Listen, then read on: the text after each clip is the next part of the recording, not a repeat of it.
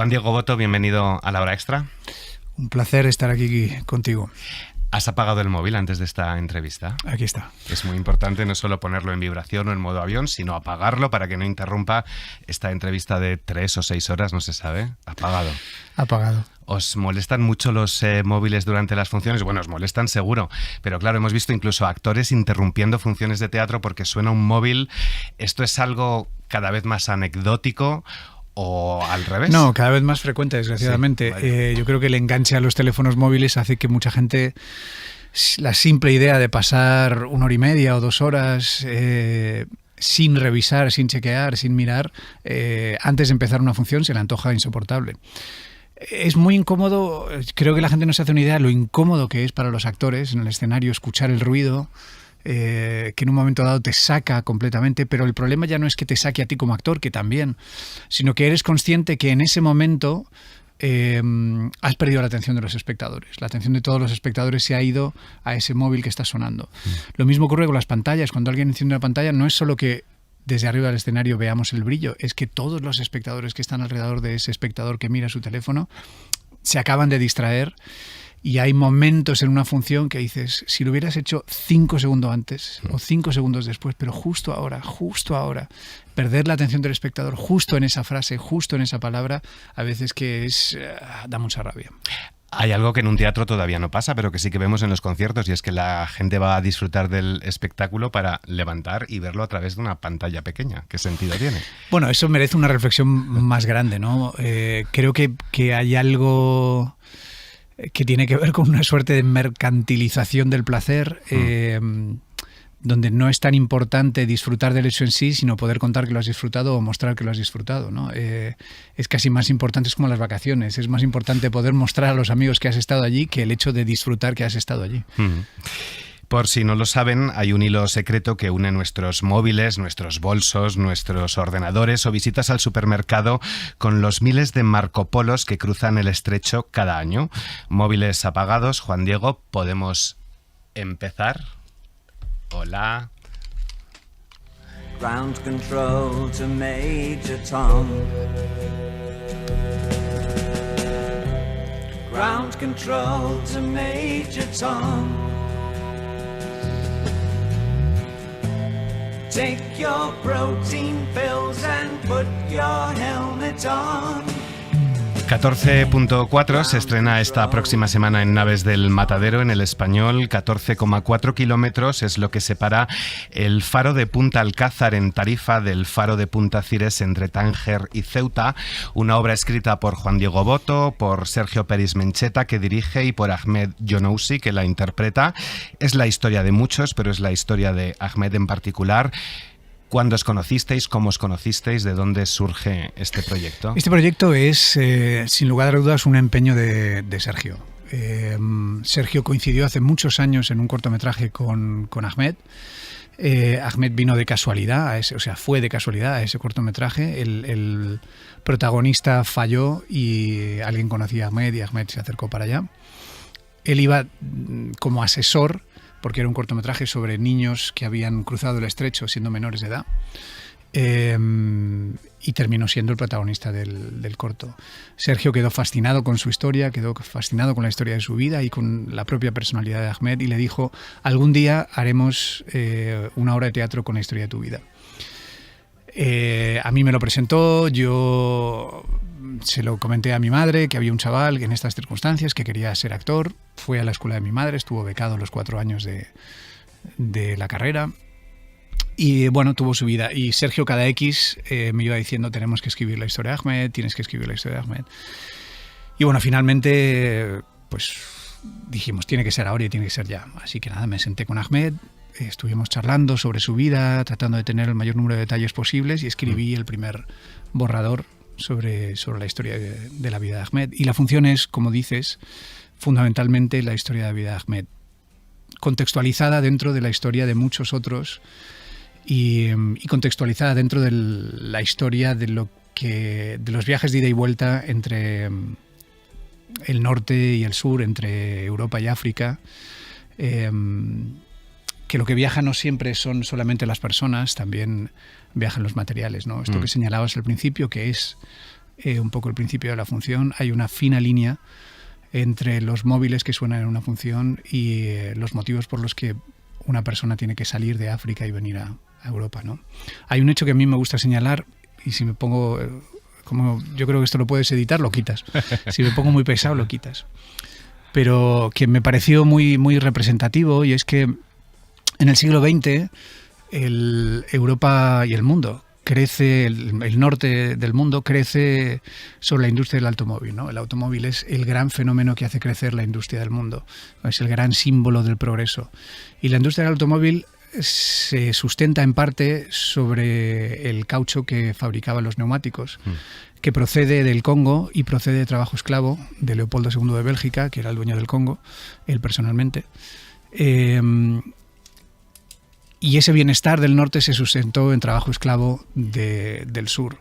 Hoy en día el mismo Congo es uno de los principales proveedores de coltán, y las minas de coltán son un infierno en la tierra. Es un lugar absolutamente terrorífico donde niños, mujeres y hombres trabajan por un plato de comida o a veces ni siquiera.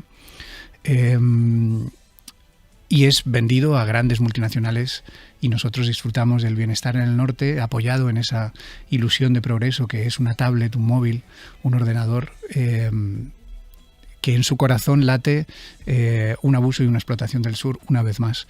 De modo que cuando hablamos del problema migratorio, a veces deberíamos ampliar la mirada para entender el fenómeno de por qué hay gente que viene. Les estamos arrebatando casi todo lo que tienen. Vamos poco a poco. Ahmed es un chico de 33 años, actor, padre y español, aunque nació en Marruecos. Si nació en Marruecos, muy español no sería, se dice en la obra. Igual Juan Diego es de Jovenlandia. Yo no sé si sabes lo que es Jovenlandia. No, tampoco. Se lo preguntábamos a Alberto San Juan esta temporada, tampoco tenía ni idea. Pensé que tú, por estar un poco más en las redes sociales, sí tenías algo de idea de qué es esto de Jovenlandia. Claro, cuando se comete un delito en nuestro país y no se da la nacionalidad del agresor, enseguida hay un montón de cuentas asociadas a la extrema derecha que dicen, si comía jamón. Claro, si comía jamón o si es un joven de Jovenlandia, en un intento de meter todo en el mismo saco y criminalizar a los inmigrantes, cuando en realidad Ahmed es tan español como Alaska, como el rey emérito, como Amenábar. Sí. ¿No? O como yo. O como tú. Sí. Sí, bueno, esta voluntad de decidir más allá de lo legal quién es de aquí, quién es de allí, quién aporta lo suficiente. Bueno, hay gente que no tiene incluso la nacionalidad, pero que trabaja más por este país que algunos especuladores de la vivienda, por ejemplo, ¿no? Ahmed, el que es la historia que contamos, él sí tiene la nacionalidad española y la tiene desde hace mucho, y es un tipo que ha trabajado duro toda su vida. Lo único que conoce es trabajar duro. Hay otros países que tienen una mirada distinta con respecto a su migración, como por ejemplo puede ser Estados Unidos, o la solía tener, donde siempre solía existir la tradición de alabar a los migrantes de primera generación como esa gente que va a trabajar más duro que nadie por garantizar un futuro a sus hijos, por darles las oportunidades que ellos no tuvieron, ¿no? Normalmente en Estados Unidos se dice que las cosas se estropean en la tercera generación, que ya se acostumbran a vivir bien. Pero hay una mirada indudable con respecto a lo que es ser un menor no acompañado, a lo que es ser un niño que viene. Si tener que abandonar tu país es difícil para cualquier adulto, es obviamente triplemente difícil para un menor de edad. Por eso me ha costado a mí siempre entender ese encono, esa rabia particular con los niños, con los menores migrantes que vienen solos, que han venido sin nada. Me ha costado mucho entender esto, ¿no? Y evidentemente los casos que pueda haber de delincuencia tienen que ver con la pobreza, no tienen que ver con la nacionalidad. Uno no es más de una manera u otra, o sea, no hay una tendencia a delinquir por ser de un lugar o de otro, hay una tendencia a delinquir por tener más o menos necesidad. Claro, salvando este paréntesis de los móviles, la obra y la entrevista podría empezar con: hay mucha gente que si el método no es violento, no le parece eficaz. ¿Cómo combatir este odio y estos discursos y este sistema tan violento cuando estamos viendo estos días de este mes de junio, esos discursos tan brutales de la extrema derecha criminalizando a los menores no acompañados, a los migrantes en general, la extrema derecha, los bulos? Yo creo que de entrada hay que... Bueno, en concreto nosotros lo que hemos intentado es contar la historia de Ahmed. Contar la historia de lo que mucha gente llama Mena, y él es uno. Él es un chaval un niño de la calle en Tánger, que huyó de unos padres que le pegaban, vivió en la calle muchos años y en un momento dado consiguió llegar a España. Y contamos su historia, contamos su infancia, tratamos de hacerlo con mucho sentido del humor, con mucha ironía. Y que la gente, bueno, pues tenga la oportunidad de conocer a uno, de escuchar la historia de uno de esos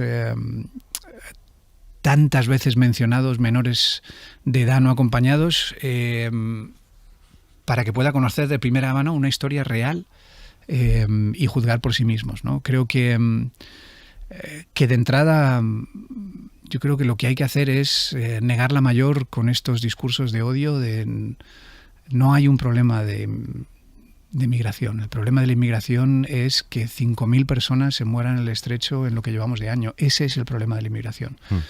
Que haya gente que venga a trabajar aquí no me parece un problema. No tenemos una sobrecarga de habitantes.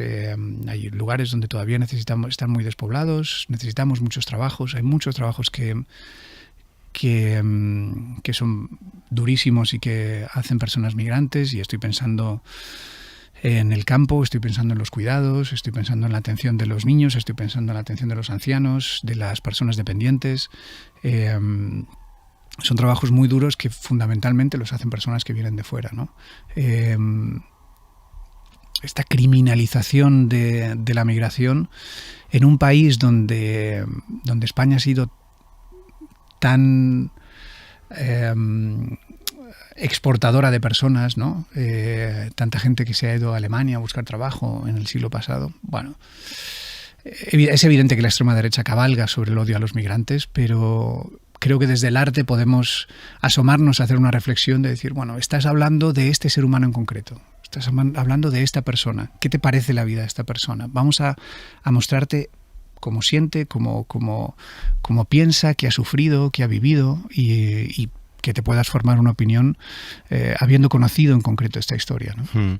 Parece que hay casos de personas que también son migrantes, como los que mencionaba, muy famosas, que por haber tenido éxito, una carrera exitosa o mucho dinero, podían ser más aceptados, como que hay una nacionalidad mental que otorgamos a los que tienen éxito. Pero luego, en cambio, vemos casos como el del futbolista Vinicius, que aunque tenga éxito y la nacionalidad española, hemos dado un paso más allá como sociedad, ¿no?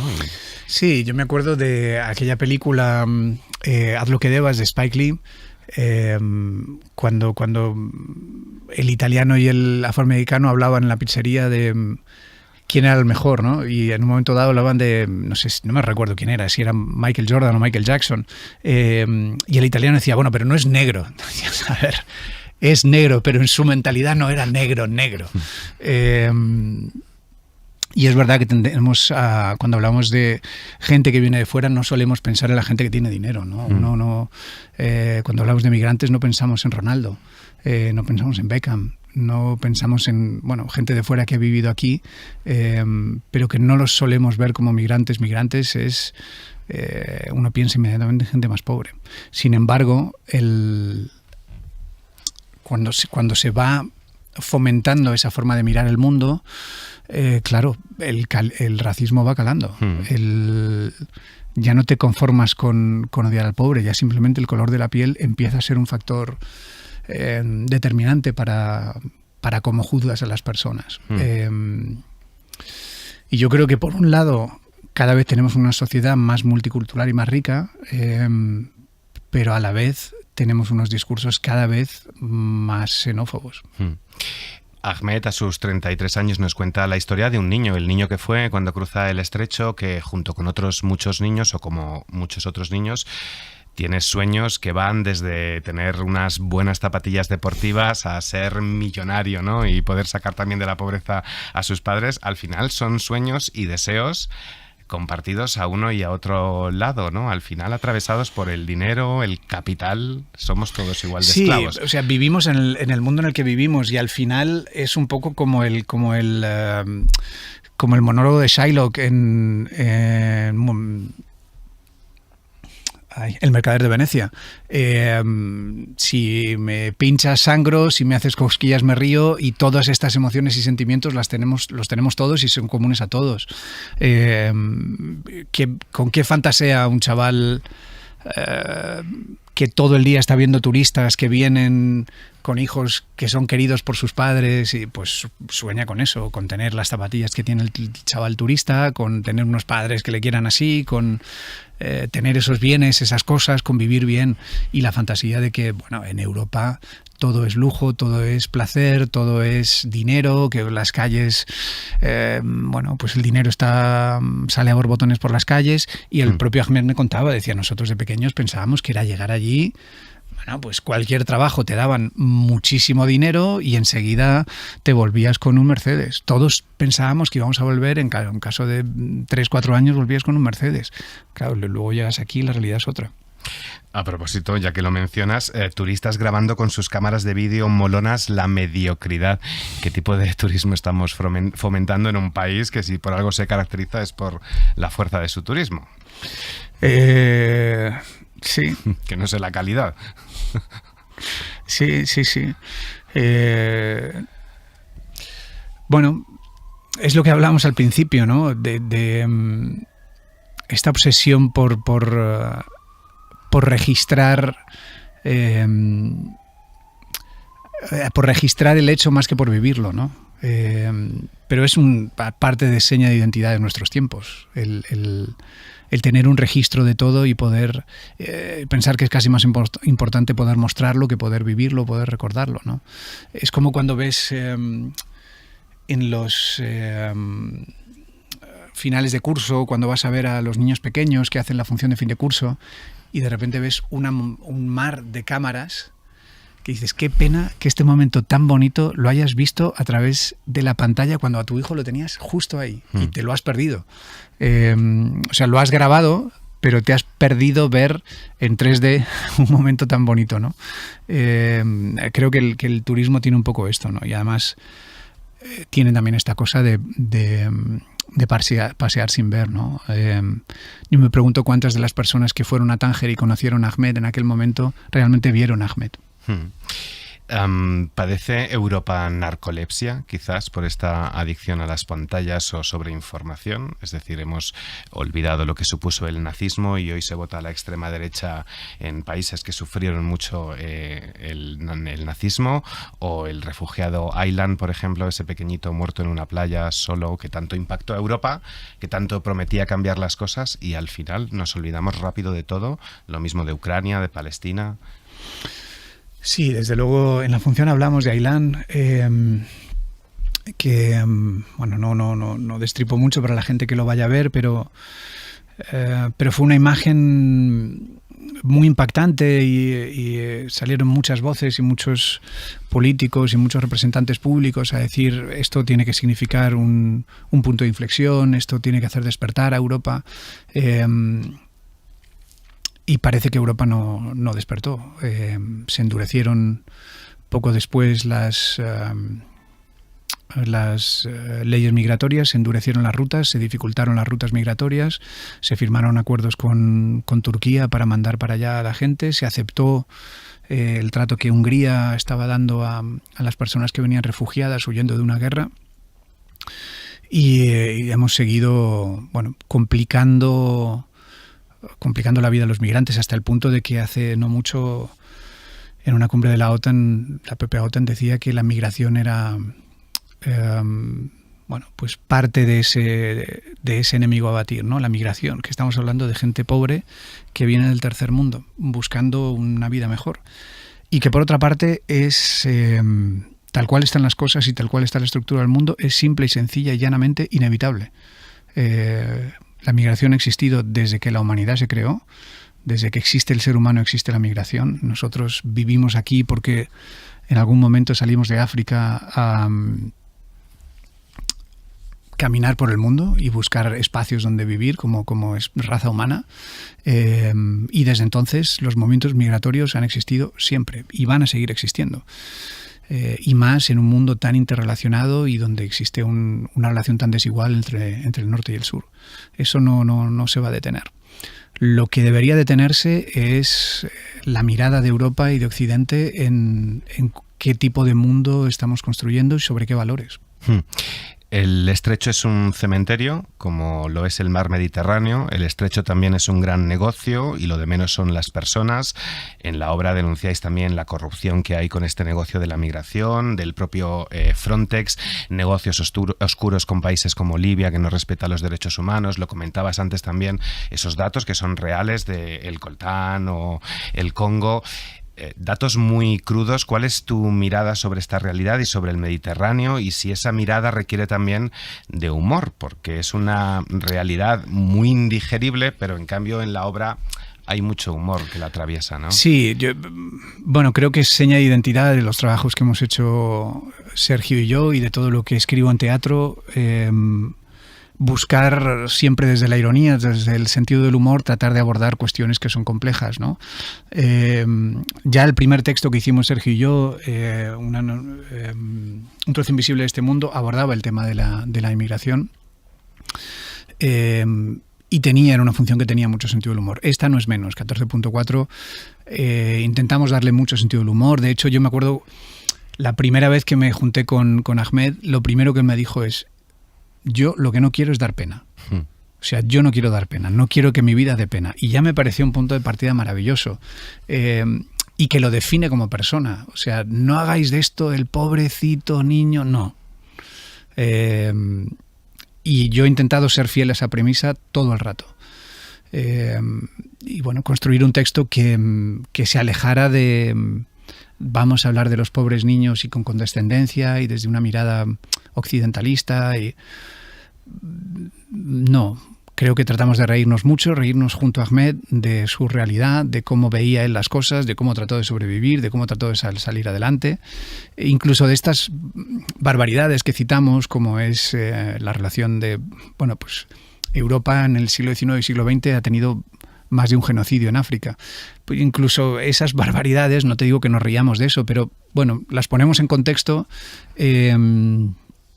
de una forma que no es haciendo sangre con esa parte de la historia, ¿no? Sino simplemente para que el espectador pueda tener un contexto de qué estamos hablando. Obviamente es una parte muy dura, pero lo que lleva a la historia, el gran peso de la historia es la vida de Ahmed. Es incomprensible que Ceuta sea un trozo de Europa en África y también lo es que Gibraltar sea una colonia británica. Sí, pero sobre todo lo era para Ahmed. O sea, un chaval que es prácticamente analfabeto, lo era en su momento.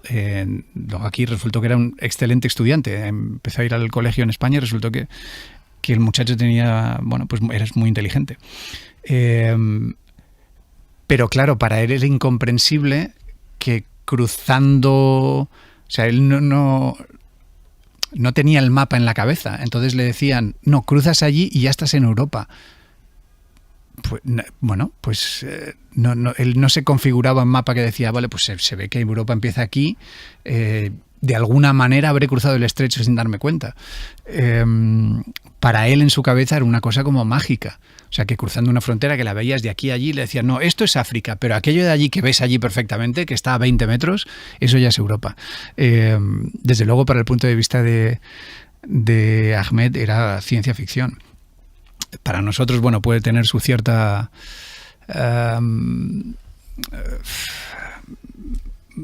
ahora mismo están configuradas así las fronteras, ¿no? Podríamos hablar de qué sentido tienen ciertas fronteras, ¿no? Pero bueno, sería otra discusión y un tema más largo. Vale. Otro tema que a lo mejor es un poco también largo. Habéis abordado muchos temas políticos, sociales, con una mirada muy particular. También abordando un poco la migración, te hemos visto este año en Sobre las hojas de la hierba, ese homenaje a Walt Whitman.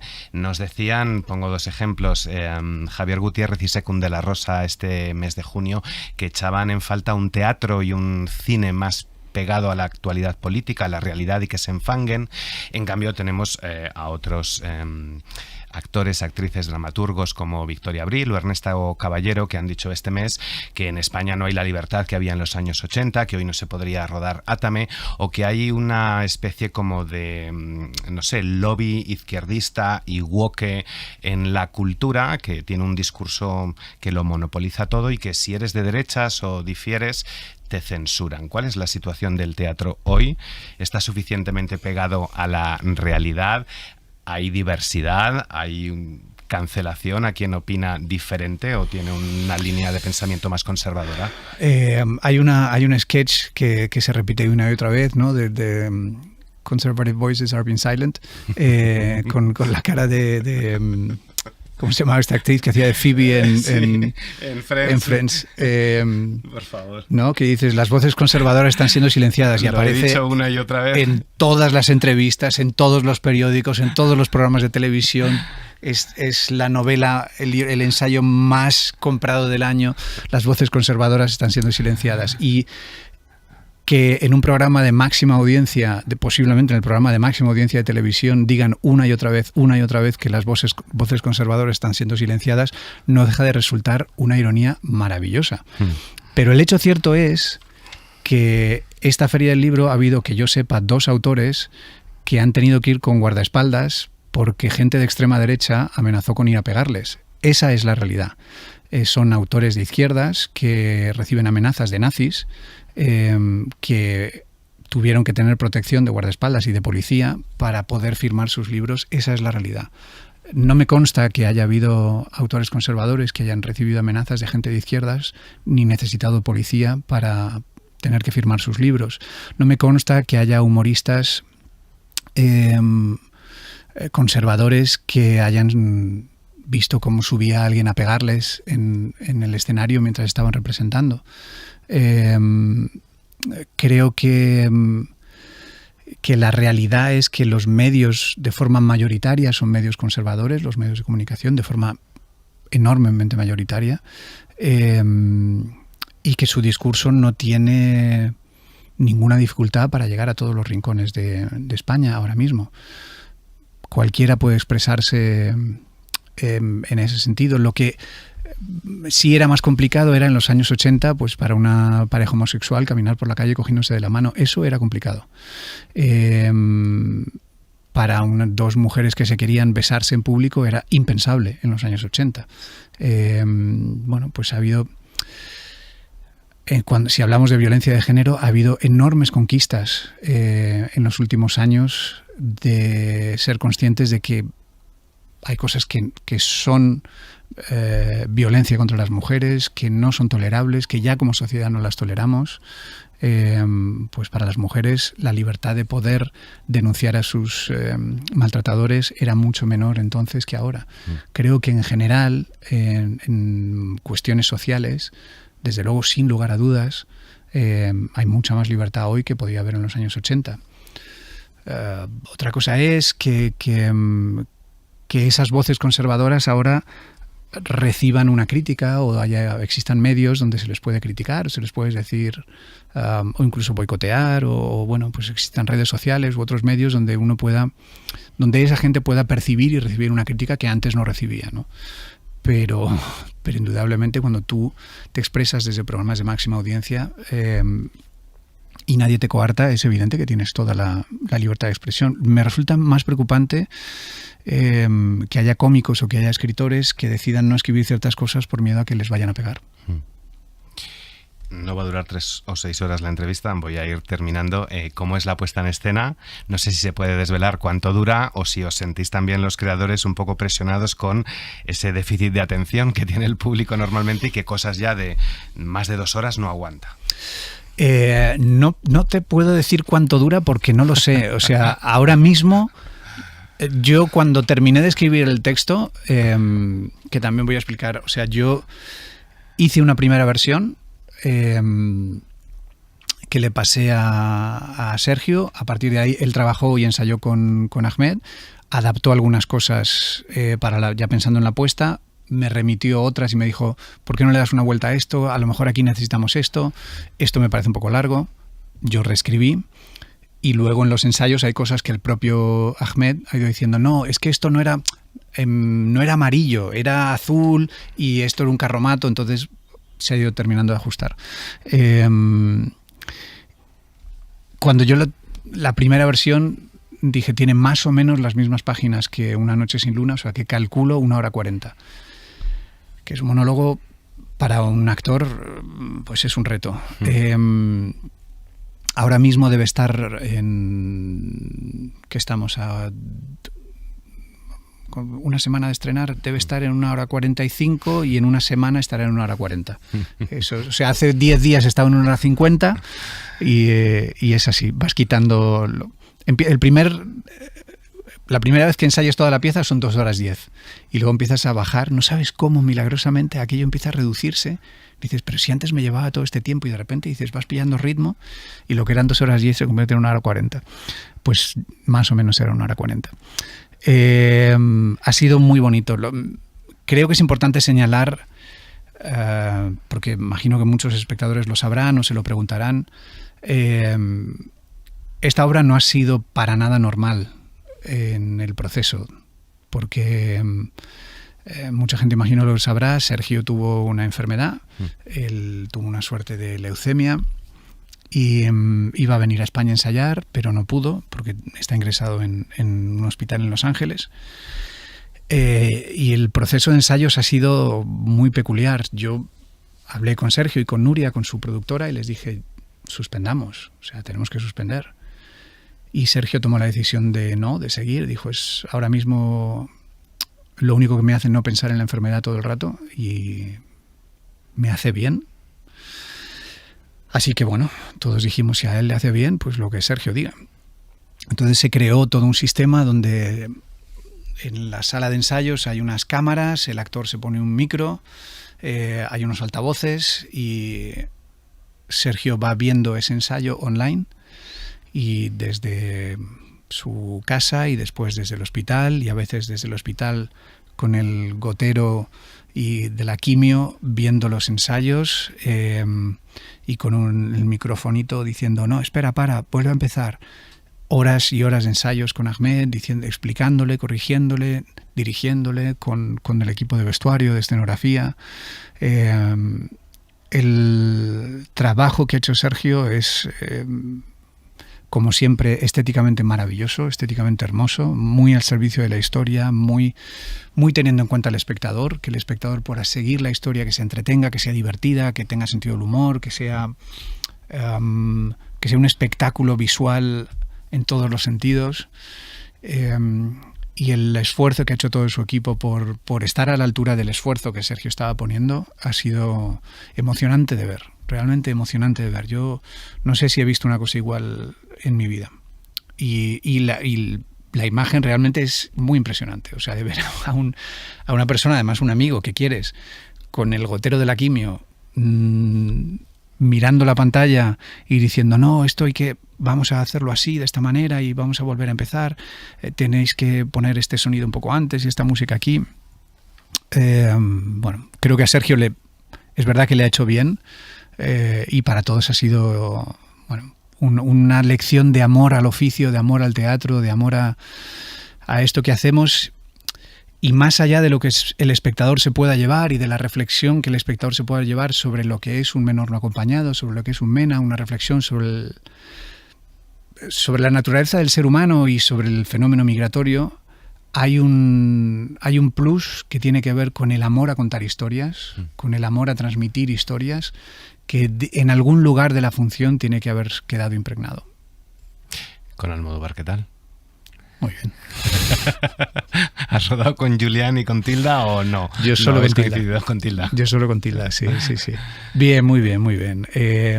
A ver, yo tenía poco, pero ha sido una experiencia muy bonita. Creo que todos los actores en este país en algún momento dado hemos pensado o fantaseado en trabajar con Almodóvar. Posiblemente no, es sin lugar a dudas el director más internacional que tenemos, es la figura más reconocida fuera de nuestro país, de lejos, y uno de los pocos que tiene un universo tan singular, tan propio. Es muy difícil encontrar directores que tengan un lenguaje propio, ¿no? Tú ves 3 fotogramas de una película de Almodóvar y automáticamente sabes que es una película de Almodóvar, ¿no? Esa seña de identidad es difícil de conseguir. Y bueno, pues ser dirigido por él ha sido, la verdad es que muy divertido, yo me lo he pasado muy bien, ha sido muy bonito, trabajar con Tilda también ha sido muy bonito y muy contento de haber tenido esta experiencia. Y una comedia también con Borja Coveaga, ¿no? Otra. En eso estoy. Que sí, revisa la paternidad, puede ser, o que se ría de ella un poco. Sí. La historia arranca en finales de los 80, en Altos Hornos, y son 4 hombres que se han quedado en el paro que tienen que acompañar a sus hijas a una competición en Berlín y pasar un montón de horas con unas hijas a las que no conocen de nada, porque para ellos la paternidad era llegar por las noches y cenar y verlas un poquito el sábado, a lo mejor el domingo y poco más. Entonces sí, es una revisión de la paternidad con mucho sentido del humor y mucha ironía y mucha lucidez, como suele tener siempre Coveaga. Y Sesgay, pero ya no te voy a preguntar más. Última cuestión. El teatro es lo más parecido a las calles que conozco. Aquí todo vale, puede pasar cualquier cosa en cualquier momento y hay que estar bien alerta, ¿verdad, Juan? ¿Qué te aporta el teatro de especial frente al cine o la televisión? Pues exactamente eso que has dicho, esas frases que están extractadas de la función. A mí me gusta contar historias y me gusta contar historias que siento que están a mi alrededor y que creo que pueden aportar una visión sobre el mundo en el que vivimos. Y el teatro te permite hacerlo de forma urgente. Es ese lugar donde tenemos toda la libertad para reflexionar sobre aquello que somos. Y de cualquier manera, con cualquier lenguaje, el teatro lo absorbe todo, lo permite todo, permite todas las miradas, permite todos los puntos de vista y eso creo que es muy mágico y es muy único, ¿no? A mí en lo personal es ese espacio donde puedo expresar una mirada sobre con urgencia de cosas que están pasando a nuestro alrededor y que creo que son importantes o que a mí me importan y plasmarlas, ¿no? Una película, cuando escribes un guión, desde que tienes la idea hasta que aquello se convierte en una película y se estrena, a lo mejor han pasado 4 o 5 años, ¿no? Sí, 4 años mínimo. El teatro no, el teatro desde que terminas la función hasta que estrenas, a lo mejor en 6 meses ya lo tienes. Y eso es maravilloso. 14.4 kilómetros, nada más y nada menos. Juan Diego Boto, más pequeño, mejor. Solo necesitaba un poco de ayuda y que alguien confiara en mí. Muchas gracias por haber estado en La Hora Extra. Un placer. Gracias a ti.